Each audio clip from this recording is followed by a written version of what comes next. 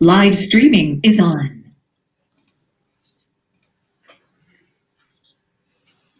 Okay, good afternoon, everyone. Welcome and thank you for joining us for SEGI Virtual Day webinar. So my name is Yan Yi and I'm the host for today's webinar. So today the topic that we will be discussing is why hospitality. So we have invited a very special guest today to discuss this topic with us. So let's welcome Mr. Bonnie, our Deputy Head of Hospitality Management.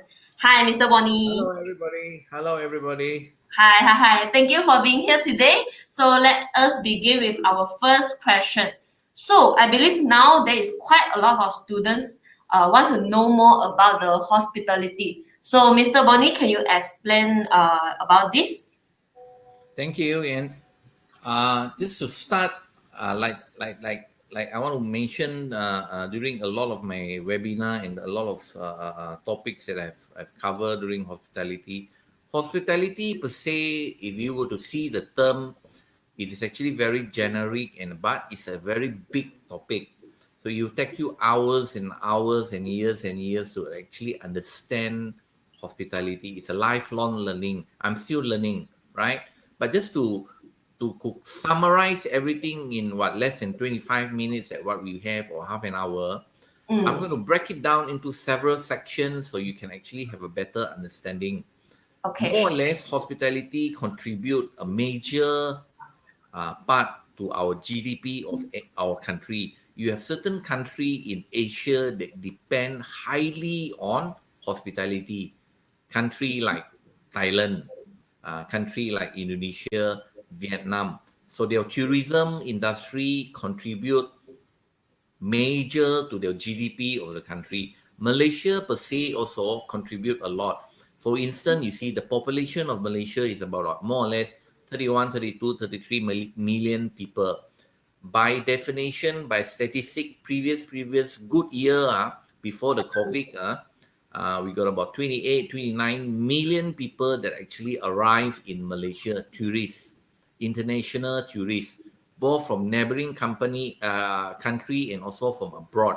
So you can actually see the statistic, the population that arrive, the tourists that arrive into Malaysia is more or less the same as the population of the country of Malaysia. So in statistically, we are doing very much better than a lot of other country. So if I were to compare like China per se, China got what? 1.3, 1.4 billion people, but they only got few hundred million people visiting China every year. So if you were to compare in terms of statistic, in terms of numbers versus the population of the country, we are one of the best. Of course, the best destination in the world is France for many years already. So this hospitality industry actually is a very interesting industry. Not only is the orders, it is actually considered a necessity. Essential is the right word that we should use now. Two things: we need to eat, we need to travel, and we need to stay. We need a lodging, we need a place to stay. So if you were to visit your uncle or auntie in Penang, either you stay in your grandfather's house or your auntie's house, or you stay in the hotel. So every time when you check in, it's already considered hospitality. But it goes further than that. It creates a bigger chain reaction. When I say bigger chain reaction, meaning your food grab, your food panda, your taxi driver, your gift shop, your hypermarket, your 7-Eleven, your Speed Mart, your shopping complex. It's also heaven in Malaysia. People actually come to Malaysia to shop, right? Like under hospitality, when I mentioned to you, it is broken down into many sections. We don't actually have the time to explain. I can just give you a few. Number one is education tourism. International students coming into Malaysia are bringing their currency into not only to pay the tuition at the university that they study, but they need to eat, they need to stay, they need to buy clothing, they go out, they hang around, they go to cinema, they watch movie, they create a lot of job opportunity. Then you have sport tourism. Then you have health tourism. Like Bangkok is also very famous for dental. It's considered one of the cheapest in Asia. People actually fly to Bangkok while holidaying and seeing sightseeing Thailand. They do their dental in Thailand. It's cheaper per se. That's what people say lah, right? So certain country have certain uniqueness. Ours, we also have ecotourism. Our ecotourism, some of the sites are also endorsed by UNESCO, meaning World Heritage Tourism. UNESCO considered one of the best in the world, right? So this hospitality per se is not a boring industry. You climb the ladder as how hard you perform. So you're not going to work every day 9 5 in a job. Go to work, punch in, come in, work, lunch, go half an hour, 5 o'clock, go back. This hospitality, you get to meet people. 30 40% are all practical best. So the subject cover a range from front office, housekeeping, F&B, kitchen, sales, banquet, even finance, even human resources, security. Is a very, very big industry, not only in hotel per se. Okay, good. Thank you for your explanation. So, beside the normal curriculum, what else did this program emphasize? Beside the normal syllabus that we need to comply through MQA and also through MOHI, Ministry of Higher Education, there are certain subject that we have to fulfill. For instance, like the diploma, we have to fulfill minimum 90 credit. For our degree, is 120 credit. We also have other activity that are also embedded inside, and as when we see fit. We have competition, we have field trips, we have cooking event. Like what I mentioned, our school per se, hospitality, 66% are international student. More or less, SEGI University and College got about students from over 90 countries. So can you imagine the person sitting next to you are not from Malaysia? They are from Kazakhstan, they are from Middle East, they are from all around the world. So you'll be learning their culture, you'll be learning their food, they'll be cooking inside the kitchen, they'll be having a lot of event. We have our Bengali event, we have our Chinese New Year event, we have our Middle East, different country in Africa, different event. Every year we also have big competition from 40 over countries competing cooking competition from their country. So it's like very exciting. Field trip is very exciting. We gather students, it's embedded inside their syllabus for the degree program. A group of 15, 20, 30 students will go to Korea, would go to Japan, would go to China, Indonesia for a field trip. They will conduct the tour, learn how to organize the tour at the same time, sightseeing, learning people's culture. So it's not just in campus per se. Then we have a lot of competition. Students get to learn how to compete. Then they win medals, right? So it's actually added into their resume later on. And we have a lot of international event.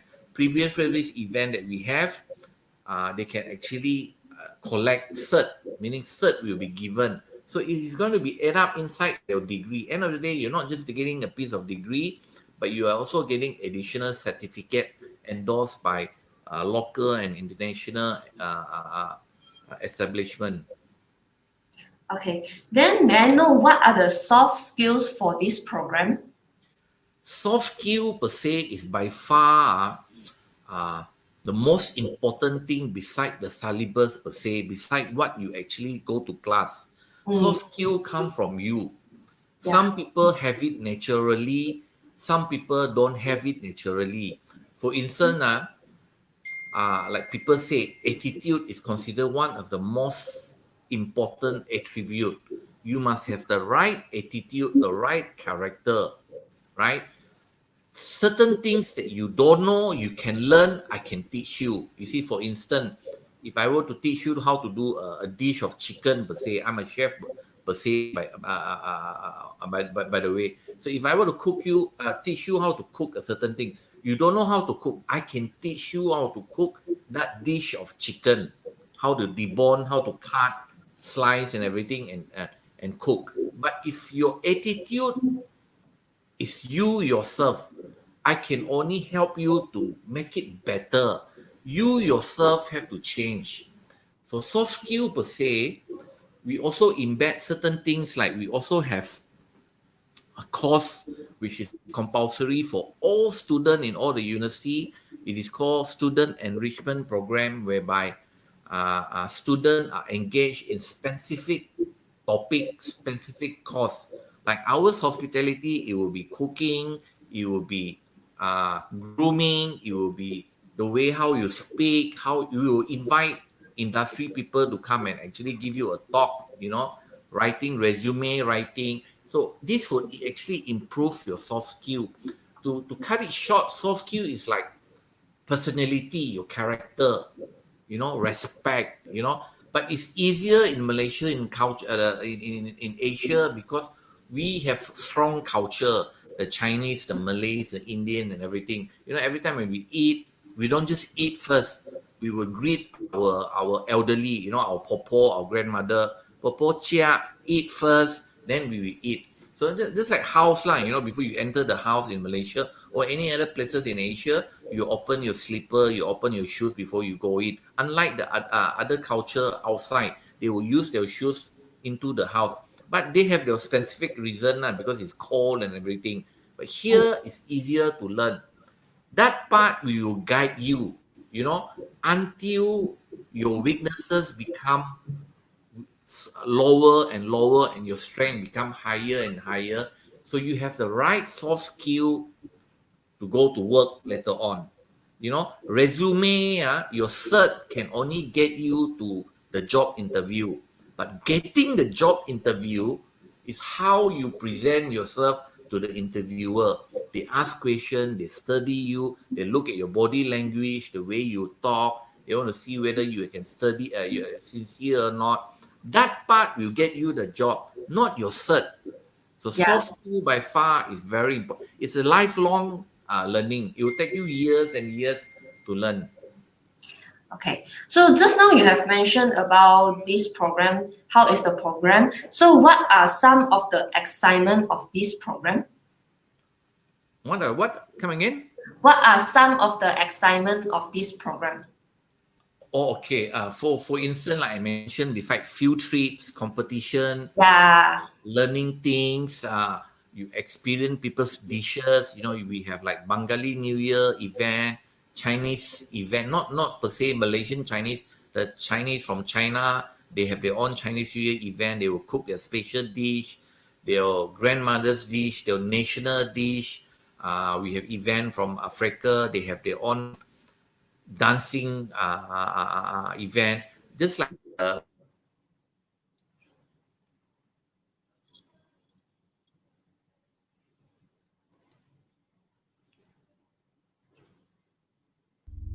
Streaming is on. Okay, I'm joining back again. Just like the Bengali New Year event, you can actually see the student dance. It's just like the Bollywood dancing. You have like 40, 50 students dancing. They can really dance. The music and everything will excite you. So this get going. We have a lot of event. So this is not just a very boring class. Go to class 9-5, like I mentioned before. I'm repeating myself.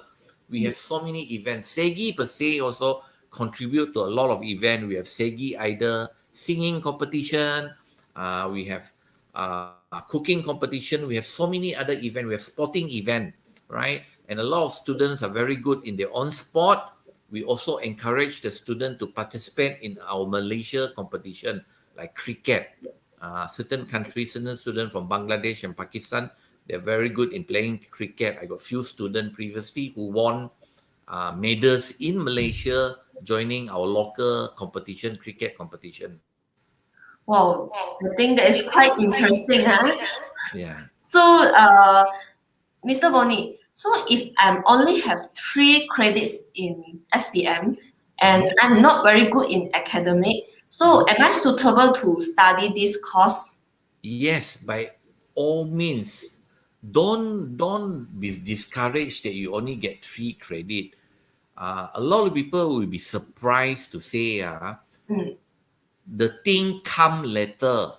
Even though you have minimum 3 credit to meet the requirement to enter a diploma level, you attribute your soft skill. There's another term that I want to highlight that I forgot to highlight later on.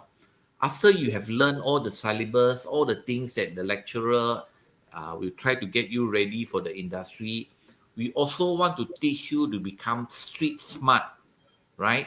Doesn't mean you have all the A's in your transcript, all the A and B plus, you are 3 pointer or 4 pointer. It doesn't guarantee you that you become a GM one day. Of course, getting good result, you have a better advantage because your knowledge is faster. You know paperwork, you know how to do PowerPoint, you know how to do presentation and everything.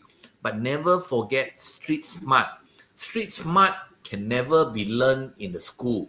It must be learned in the industry, right? So getting yourself ready. There are people who are weak in theory, but they are very strong in practical. Their hands are very strong. They can cook. They can debone chicken very fast. They can key in, check in customer very fast. They can speak very fast. They are good in public speaking, so they will work in, public relation department in the hotel. They will work in front office. They will greet the customer. So they have that soft skill. If they're good in selling, charming the customer to come, upgrading the room, etc. There's also another term called suggesting selling. When you eat in a food, let's say a customer, they order a steak, you can actually approach the customer. Excuse me, sir, can I actually suggest you a red wine to go along with your red steak? Can I suggest you the soup of the day? You're doing suggesting selling. The more the customer or the guest buy, the average check will go up. The more the restaurant, the company will make more money. Then every time when the company make more money, it will come back to the employee in terms of bonus, increment, and promotion. So it's not just syllabus per se. As you go along, like what I say, one of our PE or program educational outcome is lifelong learning. Continuously, you have to read, you have to venture. From now, even now, I also buy books to read, adapt to new technology.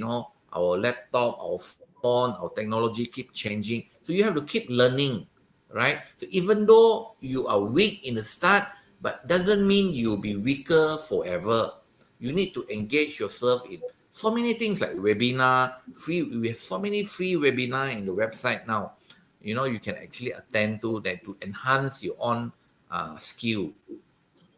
Yeah, okay. I believe the next question, most of the parents and students also would like to know lah. So, Mr. Bonnie, can you let us know about the career opportunities for hospitality course? The career opportunity, actually, it depends on yourself lah. If you were to study a generic diploma in hospitality, hotel management, or a degree in hospitality management, it covers all the major area. For instance, front office, housekeeping, F&B, and kitchen. Later on, you have a liking for front office, you will enter front office. So it goes along the way. Some people climb the ladder very, very fast. Some people climb the ladder a bit slow. Some people stop halfway because they are at the comfort zone. So it all depends on yourself. Then it also depends on luck, whether you are at the right place, right time. Certain people must leave, resign, or get sacked before you can get promoted. People will notice, believe me. If you just work very hard, you're thinking that you're working very hard, your bosses will notice you. They will look at you that you're actually working and actually contributing to the company, the hotel per se. So when it come times that there's a promotion or a vacancy, they will actually promote you. So it will take you several years lah. The first few years is always yes sir, three bag full, meaning you follow instruction, right? After a while, when you reach supervisor level and above, assistant restaurant manager or manager level and above, you can have a bit of free time. You have a group of staff, you're a bit relaxed. You can make decision. Your top bosses, superior will empower you. But of course, certain things you still need to get approval. So it depends on specific person. That's why I say the world is so big. A lot of people travel around the world. A lot of my previous students from my previous university uh, are working all around the world. They work in Dubai, Singapore, Macau, UK. So they work few years. When they come back, they are bringing back their experience that they learned into Malaysia. The good things lah. Then they can actually implement it in Malaysia per se. Okay. So then is it the students can work in cruise after they graduate from Yes, hospitality cruise is course? actually one of the major industry in the world, right? Beside the airline catering. Airline catering is also by far one of the biggest. If you were to go to Singapore, there's a company called SAT, SATS. They cook about easily 40,000 meals per day to all the airlines, right? Then you have cruise line. Cruise line is also one of the biggest industry in the world. It travels around the world. It's very exciting. You get to see the world per se. You know, you stay in a ship, you get free food, free laundry, free accommodation, free room. You work, then you can actually go out. So let's say you work 7-3, right? From 7 morning to 3 o'clock. So by the time you finish, you take your bath 4 o'clock already. Let's say the ship is in London. You don't need to work until the next day, and the ship will be in the dock there for 3 days. So you can go out. You go out London, right? Even though you have the money now, there's so many places that people cannot go. I know for a fact because I have worked in a cruise line before. I've been to so many places around the world. Even though I have the money, I have the time, I can't go. There's so many places that people cannot go. So cruise line is actually very exciting. You are working with all international people all around the world. You learn their culture. It build up your self-esteem, right? Dealing with people from the West. So next time, if you were to work with a general manager from US or from UK, your confidence level is higher. Your speaking skill, your English, your grammatical, your vocabulary, how you communicate, how you answer would increase tremendously. So in fact, it is not just Malaysia per se. A lot of students travel around the world, but eventually they do actually come back lah, because out of homesick and everything. Malaysia is actually a very beautiful place to stay. I used to work for several years outside, but eventually I came back to Malaysia also. Yeah, yeah. Then I believe after listening to Mr. Bonnie, there's a lot of students want to study the hospitality course because there's quite many exciting part lah. So come to our last question, Mr. Bonnie. I just curious after you completed your hospitality course, does this program change you in person? It makes you a better person the way you see things lah, I would say. Mm.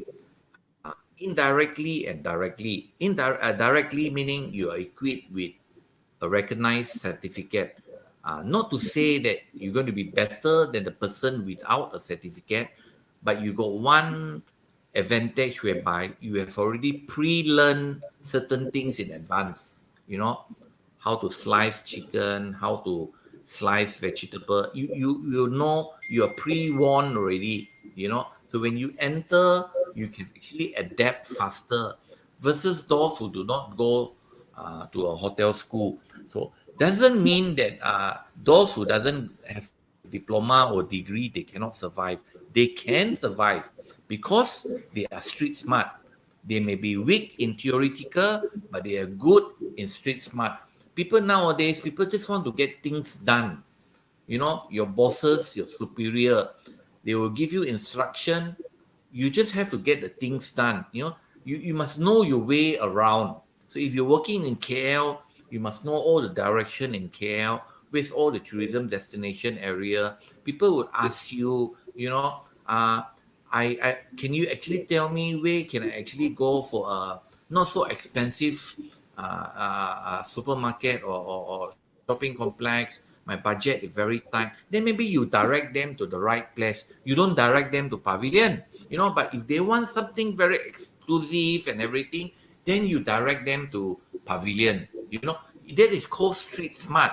So these are the things that would actually change you lah.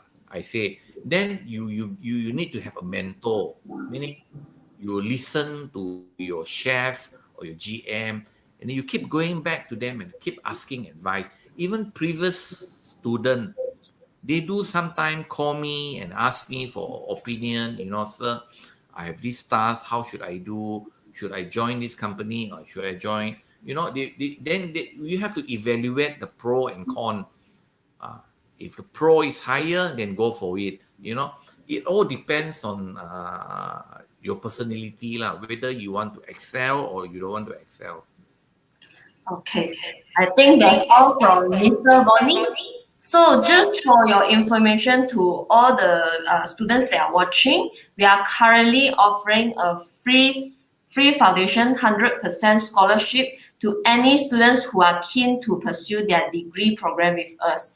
Then other than that, we due to the pandemic, SEGI University has offered a pandemic assistance scholarship scheme. In short, PASS. So PASS will offer a 20% scholarship for students who direct entry to our diploma or degree program. So we are also offering a free scholarship MBA for those who has direct entry from our diploma or degree program. So our MBA are fully online based. Then last, our next intake will be on May and June. So for May intake, you may actually join with a forecast or trial result. Thank you, everyone. It's a great pleasure to have this session with all of you today. Also, thank you very much to Mr. Bonnie for your time. So for Thank those you very of much. you, thank you very much. For those of you who would like to know more, feel free to chat with our counselor. Our friendly counselor are glad to help you further. Thanks again for joining us today, and we will see you on next time. Bye bye. Thank you. Thank you. Thank you.